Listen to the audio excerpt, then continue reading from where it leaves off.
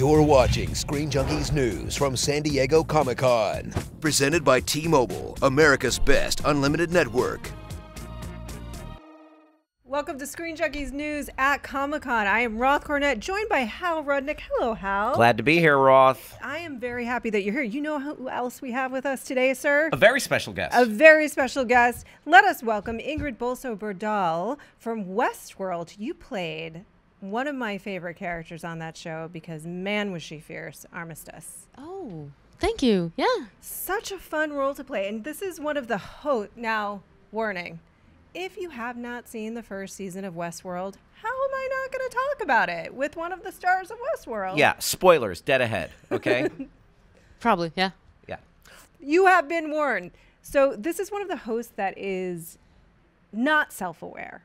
So do you feel like you would have played it a little bit differently if she had been more self-aware, or were you just sort of tapping into the feel of the Old West? Nothing in this series, I feel like, is a coincidence when it comes to the writing from Jonah Nolan and Lisa Joy. So I think it's a specific reason why Armistice is very immersed into her Western life. And someone asked me, actually, an interesting question earlier today.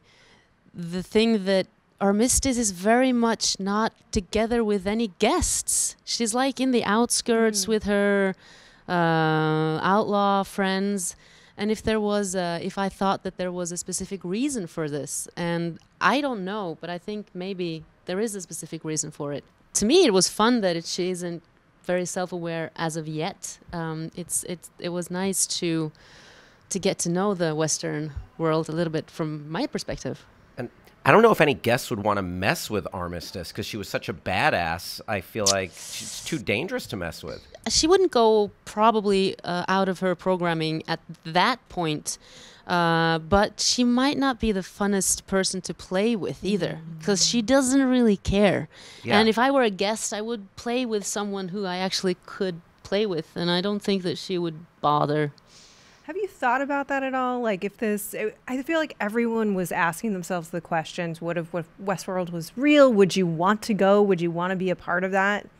It feels I think you have to be a sort of sick person to want to take part in something like that. Well, that's one of the biggest philosophical and ethical questions about the show, I guess. Yeah. That they have created the host, the robots, so human-like, and still there are human beings going into this park and torturing and raping and exploiting, knowing that these people, okay, they aren't real, but they feel real and they look real. I don't know what I would have done. I mean, I don't think that I would ever go and knowing that even though it's a machine, I know that it can feel. I don't think I would go in and of course, hurt anyone. Yeah. But I could go in and have fun, I think. Exploit. I think that some people would explore their personality or do something out of their comfort zone, maybe. That would be fun. Yeah, Roth, you bring up an interesting point because we're already living in a world that has games like Grand Theft Auto and first-person shooter games, and now we're moving on to virtual reality games. So it seems like this is like a harbinger of the dystopian future. Yeah, and I think that they have created in a beautiful way, mind-blowing way too, to tell a story with Westworld that puts these philosophical questions on the agenda, combined with the thriller element and action elements. So, Jonah Nolan, I'm curious, all of these characters have lived so many different lives. What level of detail did he go into with you about, were there other lives that you had lived as a host? Did he give you backstory, or did he just want you to focus on what you were doing then? No, the level of information that trickles down is, it's that they're very secretive, but what is very special about Lisa Joy and Jonah Nolan is that they are incredibly present. They have warm hearts, so even though that they need to hold back some information, and I understand because the show is so big and they don't want information to get out. But so even though they can't tell all that much all the time, they do it in such a respectful way. They listen and they say as much as they can, and they've never not answer the question. So I've just learned to sort of trust that as life unfolds, so does Westworld. Speaking of spoilers and news that you can and cannot divulge, are we going to see you in season 2 of Westworld? Well, I've asked myself that question, and I've been thinking that the circumstance of me being here must be a good pointer. A harbinger of good things to come. Yes, hopefully. And so I know Roth was curious about this as well. I love your tattoo. Yeah. Your character's tattoo. So how much time did it take to put on, and did you start living your life with that tattoo? Well, it was a fantastic special effects makeup artist, Christian Tinsley. He's developed something called Tinsley Transfers.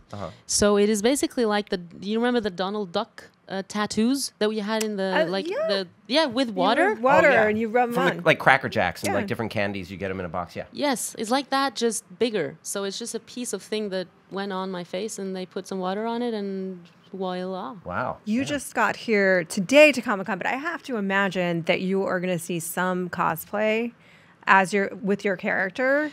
Yeah, maybe. I've seen pictures actually, and that's a first. I'm not used to that. Are people recognizing you? No, I'm very. I'm not the one. I tend to want to just hide a little. So, yeah, but maybe maybe I will peek around and just see a few people. Yeah. And this is your first one. Your panel's tomorrow, yes? It's on Saturday. On Saturday. First Comic-Con? For me? First time you've been? Yes. Yes. So I'm just wide-eyed, a little bit scared, but mostly in a good place. Nothing to be scared of. Just tread lightly. You're going to see some interesting sights, smell some interesting smells. You're going to want some hand sanitizer, Yes. More some advice? emergency. Oh, good. Yeah, Comic-Con advice. Yeah. You're going to want some hand sanitizer. You're going to want some emergency. That's very important. You just get stocked up on that. There's a thing called con flu because there's so many people in a small space. And then other times, you're just going to want to have a good time. Yeah, I've Do a lot of day drinking, immunize yourself. Yes, the alcohol will kill things in your system. So one other thing I do to avoid the con flu, a lot of people go to shake your hand. Maybe just give them one of these. You just want to give a little fist I bump? didn't understand the con flu. Yeah, I get the it. Comic-Con flu. I got it now. I got it a little slow. Yeah. So we can look forward to your panel on Saturday. Yes, we can look forward to seeing. What else do you have coming up?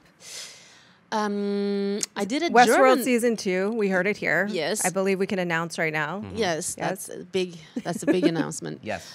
Now I did a German film that is coming out, I guess, in Germany. Margarete von Trotta film in December, and a few other things. We'll see.